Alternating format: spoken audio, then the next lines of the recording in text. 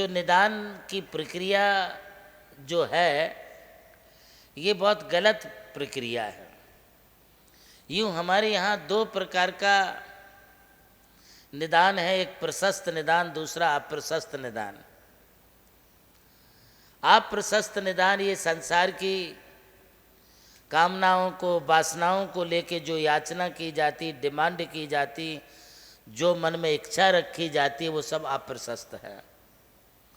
मैं कोई सेठ बनूं, साहूकार बनूं, राजा महाराजा बनूं, कोई मंत्री बनूं, मिनिस्टर बनूं, मेरे पास बहुत सारी धन संपत्ति हो, जागीरदारी हो, बहुत सारी जमीन हो, मैं बहुत पैसे वाला बनूं,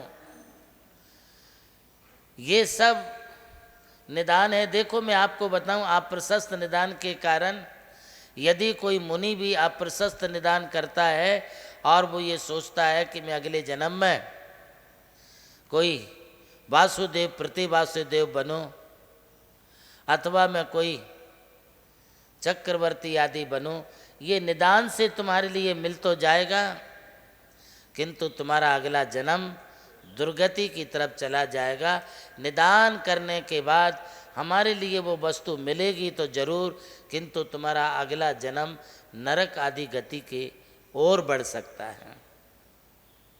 दूसरी बात ये है, आप बैंक से लोन लेते हैं भाई साहब, बैंक में लोन लेने जाते हैं, मिलता है, किंतु आपके लिए जो लोन चाहिए है उसके एवज में आप अपनी कुछ प्रॉपर्टी, मकान, गोदाम, ऑफिस, कुछ ना कुछ आप जो है बैंक में लिखा देते हैं, बता देते हैं।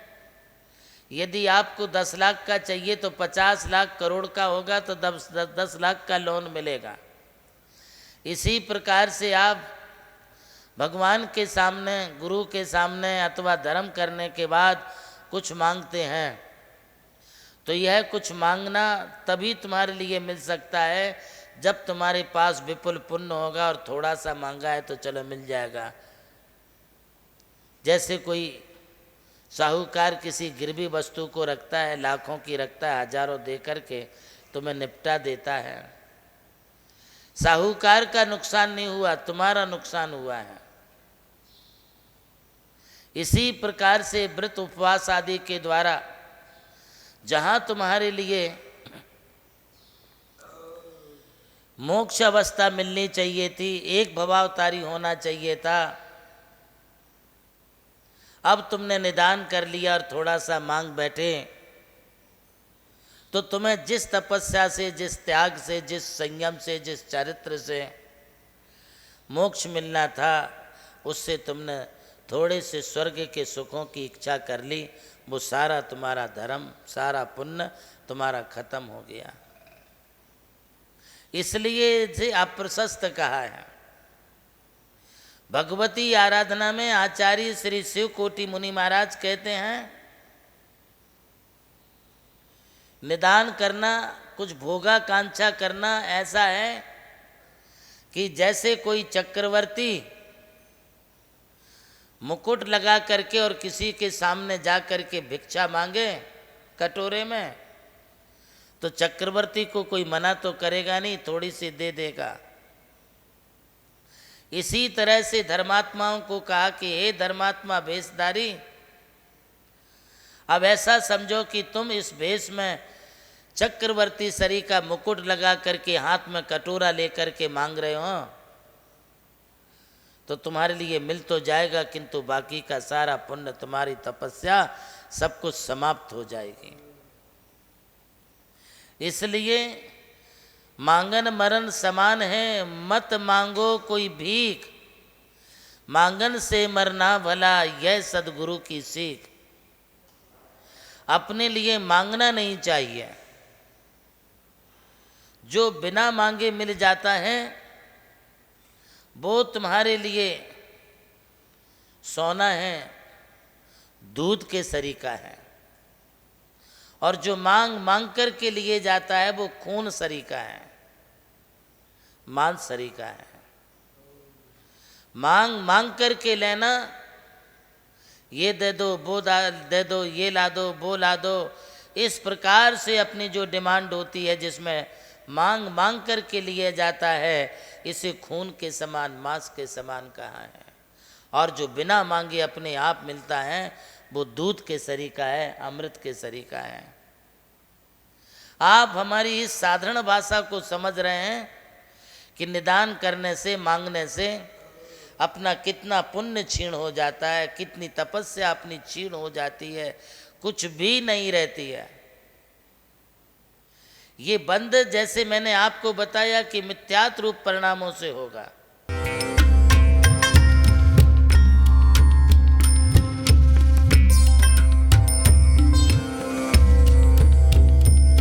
जैन धर्म केवल धर्म नहीं, जन जन का धम है। यही है इस धर्म की संस्कृति। सन 2010 चातुर्मास के दौरान मांगी तुंगी और गजपंथा की तीर्थ यात्रा के बाद एक रात्रि गजपंथा की पहाड़ियों पर विश्राम करते समय आचार्य श्री देवनंदी जी महाराज को एक दिव्य स्वप्न प्राप्त हुआ। स्वप्न में उन्होंने देखा कि एक ऐसा तीर्थ जिसकी कोई कल्पना भी नहीं कर सका था, एक ऐसा स्थान जहां पंच परमेष्ठियों की भव्य मूर्तियां हों, एक ऐसा समव शरण जो समर्पित हो जैन धर्म की शाश्वत परंपरा को। उस दिव्य संकेत को जीवन में उतारने के लिए आचार्य श्री कुंथलगिरी की ओर विहार पर निकल पड़े।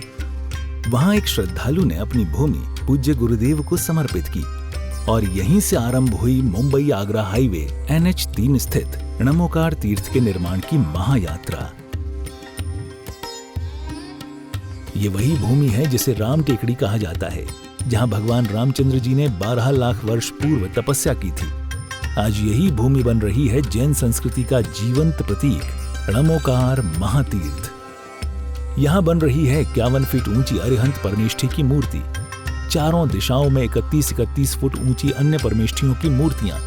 कुल मिलाकर एक अद्वितीय समवशरण की रचना है, जिसका वर्णन Guinness book of world record में दर्ज हो चुका है।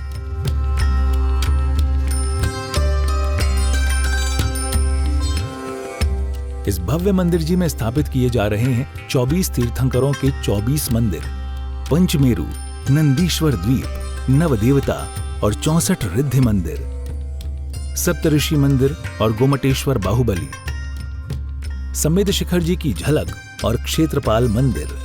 यहाँ पर अब तक 250 से अधिक कमरे निर्मित हो चुके हैं, जिनमें 75 साधु साध्वियों के लिए एवं यात्री निवास आधुनिक सुविधाओं से युक्त है। AC रूम, भोजनशाला, कैंटीन और विशाल गुरु मंदिर।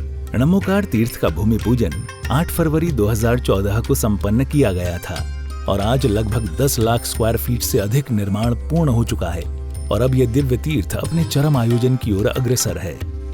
2026 में जिन शासन के वरिष्ठतम आचार्य परम पूज्य साधना सम्राट गणाधिपति गणधराचार्य श्री कुंथु सागर जी महाराज के सानिध्य में एवं परम पूज्य प्रज्ञा श्रवण सारस्वताचार्य श्री देवनंदी जी महाराज की प्रेरणा एवं निर्देशन में 400 से अधिक साधुओं की उपस्थिति में आगामी 6 से 13 फरवरी 2026 में णमोकार तीर्थ का भव्याति भव्य अंतर्राष्ट्रीय पंच कल्याणक प्रतिष्ठा एवं महामस्तकाभिषेक महोत्सव का आयोजन होने जा रहा है। खुल रहा है पुण्य का द्वार, जो करेगा भव पार।